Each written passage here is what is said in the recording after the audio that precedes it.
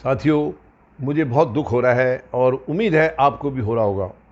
किसानों की हालत देख करके सबको दुख हो रहा है, पूरे देश को दुख हो रहा है। नहीं हो रहा है तो ये गैर संवैधानिक और गैर जिम्मेदार सरकार को नहीं हो रहा है, जो किसानों को मारना चाह रही है, किसानों को ख़त्म करना चाह रही है। ये खाएंगे क्या?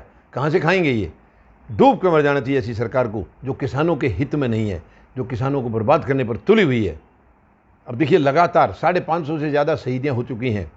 अब कल सिंघ बॉर्डर पर एक और किसान की, मोगा से रहने वाले हैं, मोगा के दशरथ सिंह, उनकी भी कल मौत हो गई है।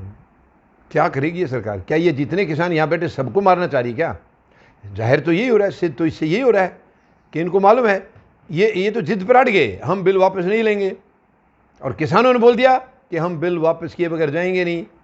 तो क्या ये सरकार यही चाह रही है कि धीरे धीरे यहीं ख़त्म हो जाए सारे? बच के रहना प्रधानमंत्री महोदय, अगर बात और ज़्यादा बढ़ती है तो किसान अब बर्दाश्त नहीं करेगा। मैं किसानों को भड़का नहीं रहा हूँ, ध्यान से सुन लेना, भड़का नहीं रहा हूँ, मैं आपको आगाह कर रहा हूँ, आपको चेतावनी दे रहा हूँ। आप प्रधानमंत्री की कुर्सी पर बैठे, हालांकि आप उसके लायक नहीं हैं, आप उसके लायक नहीं हैं। मैं दावे के साथ कह सकता हूँ। क्यों लायक नहीं है? क्योंकि आपकी मानसिकता इतनी नेगेटिव है, इतनी नकारात्मक है। आपकी मानसिकता कुछ लोगों के भलाई के लिए है। वो आदमी देश की भलाई जो नहीं कर सकता, वो प्रधानमंत्री के लायक नहीं है। मैं दावे के साथ सीना तान के कह सकता हूं, आप प्रधानमंत्री के लायक बिल्कुल नहीं हैं। आप जबरदस्ती बैठे हुए हैं, ईवीएम से चुनाव अपना करा लिया और आप बैठ गए हैं।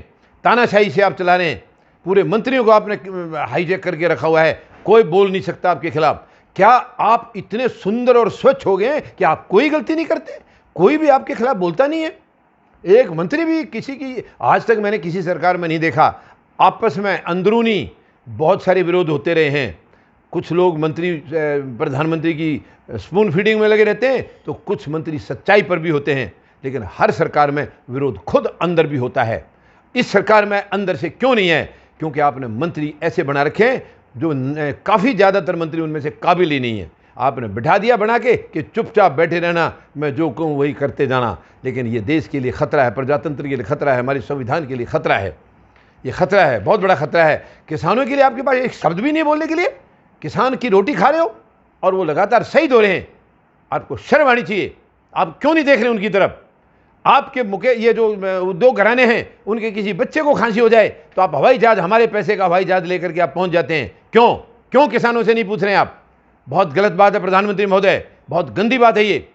आप मेहरबानी करके किसानों की समस्या सुन लीजिए, वरना तैयार हो जाइए आप। आपको ये देश बर्दाश्त नहीं करेगा, इससे ज़्यादा बहुत हो चुका है, अभी बहुत हो चुका है। धन्यवाद। जय जवान, जय किसान, जय हिंद।